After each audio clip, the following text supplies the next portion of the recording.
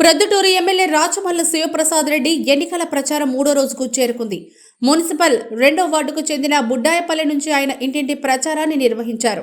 వచ్చే ఎన్నికల్లో వైసీపీని గెలిపించాలని, ఫ్యాన్ గుర్తు కోటేయాలని ఎమ్మెల్యే అభ్యర్థించారు.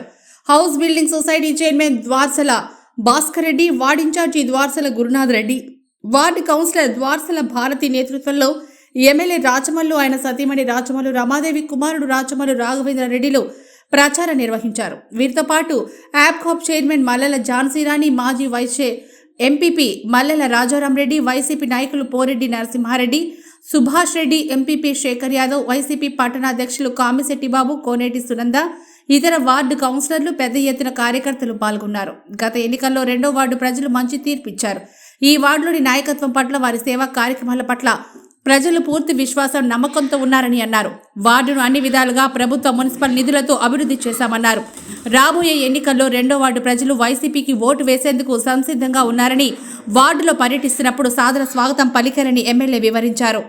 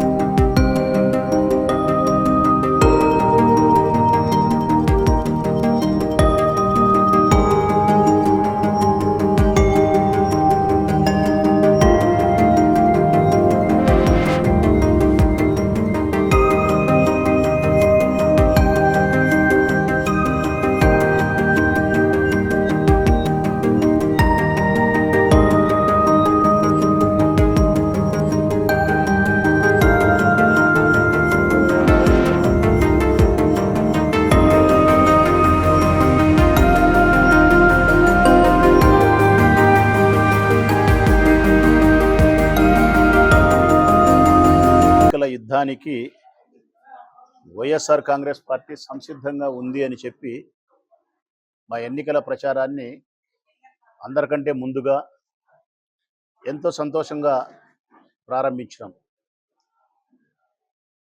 ఇది మూడవ రోజు మా ప్రచారం. మొదటి రోజు సాంప్రదాయబద్ధంగా శివపార్వతులకు పూజ చేసి అమ్మవార్షాలలో అమ్మవారి ఆశీస్సులు తీసుకొని కార్యకర్తల నాయకుల శ్రేయోభిలాషుల సమక్షంలో దాదాపు 10-15 వేల మంది కార్యకర్తల నడుమ లాంఛనంగా ప్రారంభించినాం ప్రచారాన్ని. ఆ పిమ్మట 1వ వార్డులో నిన్న తిరిగినాం, బొల్లవరం. విశేషమైనటువంటి స్పందన, అద్భుతమైనటువంటి ప్రజా ఆదరణ ప్రత్యక్షంగా మేము చూడగలిగినాం. ఈరోజు 2వ వార్డులోకి వచ్చినాం. ద్వార్షల భారతమ్మ, సేట్ భాస్కర్ దంపతులు, మా కౌన్సిలరు భారతమ్మ, వారి భర్త భాస్కర్ రెడ్డి, వారి కుమారుడు గురు. వీరి నాయకత్వంలో ఈ వార్డులో ఈరోజు పర్యటించినాం. ఉదయం 7 నుంచి 10 వరకు నేను, నా భార్య, ఒకే వార్డులోనే మేము ఇరువురం 2 బృందాలుగా విడిపోయి ప్రతి గడపను ఈరోజు స్పర్శించినాం, ప్రతి తలుపు తట్టినాం. చాలా అద్భుతమైనటువంటి విశేషమైనటువంటి స్పందన, ఆదరణ నాకు కనిపిస్తూ ఉంది. ఎక్కడ ఏ ఇంటి దగ్గరికి పోయినా కూడా చిరునవ్వుతో ఆహ్వానిస్తూ ఉన్నారు. మనస్ఫూర్తిగా, మనస్సు నిండుగా జగన్కు మా సంపూర్ణమైన మద్దతు ఉంటుందని చెప్పి మనస్ఫూర్తిగా చెప్తా ఉన్నారు. నేను 30 సంవత్సరాలుగా రాజకీయాల్లో కొనసాగుతూ ఉన్నా. వివిధ రకాల పదవులలో కానీ, కార్యకర్తగా కానీ, నాయకునిగా కానీ 28 సంవత్సరాలు నేను ప్రచారాలలో పాల్గొన్నా. నేను మనస్ఫూర్తిగా చెప్తా ఉన్నా, ఒక మంచి నాయకుడు, ప్రజల కోసం పరితపించే నాయకుడు, అది కూడా ముఖ్యంగా వివక్షత లేకుండా, లంచగొండితనం లేకుండా ప్రజలకు సహకారాన్ని, సహాయాన్ని, సంక్షేమాన్ని అందించే నాయకుడే గన నిజంగా ప్రజలకు తారసపడితే ఇట్లనే ఉంటుందేమో ఆదరణ, స్పందన అనిపిస్తుంది నాకు. ఇది నేను గతంలో చూడలే. గతంలో ఎంతసేపు ఉన్నా ఎన్నికలంటే 500 రూపాయల నోటు, 50 రూపాయల విస్కీ బాటలు, 5 రకాల అబద్ధాలు, 50 రకాల మనుషులతో, ఊకదంపుడు ఉపన్యాసాలతో, పనికిమాలిన, పనికిరాని రాజకీయ ప్రచారాలతో ఎన్నికల ప్రచారాలు చేసినారు. పనులు రాలగొట్టుకోనికి ఏ రాయి అయితే ఏముంది అనే సంధాన ఎవనో గనికి పనికిమాలలో ఒకనికి ఓటేయాలి కాబట్టి ఇద్దరు పోటీ చేసినప్పుడు అందులో మెరుగైన పనికిమాలలోనికి ఓటేసినారు గతంలో. కానీ ఈరోజు ఆ పరిస్థితి కాదు. రాజకీయాలంటే వ్యూహం కాదు, రాజకీయాలంటే ప్రజాసేవ. మనం నిర్మలమైనటువంటి, నిష్కలమైనటువంటి మనస్సుతో వివక్షతకు తావు లేకుండా పేదరిక నిర్మూలనకు, అన్ని కులాలు, అన్ని మతాలు, అన్ని వర్గాల వారు సంతోషంగా ఉండడానికి ఒక ప్రభుత్వం ఏ నిర్ణయాలు తీసుకోవాలనో, మౌలికమైనటువంటి వసతులతో పాటు ఆరోగ్యకరమైన జీవితాన్ని వారికి అందించే క్రమంలో మంచి పాలన అందిస్తే అదే రాజకీయమవుతుంది. అదే ప్రజా హృదయాలలో ఎప్పటికీ నిలబడిపోయే పాలన అవుతుంది అనేది మా ప్రీతమ నాయకుడు జగన్మోహన్ రెడ్డి గారు రుజువు చేసినారు అనేది ప్రత్యక్షంగా ఈరోజు కళ్ళతో మేము చూస్తున్నాం. ఈరోజు ఎక్కడికి పోయినా మేము నాకు ఓటు వేయి అని చెప్పుకునే స్థితిలో నుంచి మా జగన్ పరిపాలనకు ఓటు వేయి, మా జగన్ నాయకత్వాన్ని మరొకసారి సమర్థించు అని చెప్పుకునే స్థాయికి ఎమ్మెల్యేలను, కార్యకర్తలను తీసుకుపోగలిగినాడు అంటే ఎంత సుపరిపాలన ప్రజలకు అందించినాడు, పేదల కుటుంబాలకు ఆ మనిషి ఎంత దగ్గరైనాడు అనేదానికి ఇదే నిదర్శనం, ఇదే సాక్ష్యం. ఈరోజు 2వ వార్డులోనే తిరుగుతూ ఉంటే 190 మంది మహిళలు ఏకపక్షమైనటువంటి తీర్పు ఇవ్వడానికి సంసిద్ధంగా ఉండారు. ఇది నేను తెలుగుదేశం పార్టీ వారికి హెచ్చరిక చేస్తా ఉన్నా. నేను అబద్ధమో మీ ఆత్మవిశ్వాసాన్ని సన్నగిల్లడానికో చెప్పడంలే. నేను ఇది సత్యం. 190% మంది మహిళలు జగన్మోహన్ రెడ్డి గారి పరిపాలనకు మద్దతుగా నిలబడినారు. అందుకే మమ్మల్ని ఇంత విశేషంగా ఆదరిస్తున్నారు, ఆహ్వానిస్తున్నారు. శాస్త్రీనగర్లో కానీ, బుడాయిపల్లిలో కానీ, టీబీ రోడ్డు మెయిన్ రోడ్డు అమ్మడు కానీ, ఎక్కడ తిరిగినా కూడా నా హృదయానికి కానీ, నా శరీరానికి కానీ అలసట కాలే. నా శరీరానికి కానీ, నా హృదయానికి కానీ అత్యంత సంతోషాన్ని ఇచ్చే విధంగా ఈ ప్రచారం సాగుతూ ఉంది. దీనికి కారణం జగన్మోహన్ రెడ్డి గారి పరిపాలన, స్థానిక నాయకత్వం యొక్క గొప్పతనం. స్థానిక నాయకత్వాన్ని కూడా నేను మనస్ఫూర్తిగా అభినందిస్తూ ఉన్నా.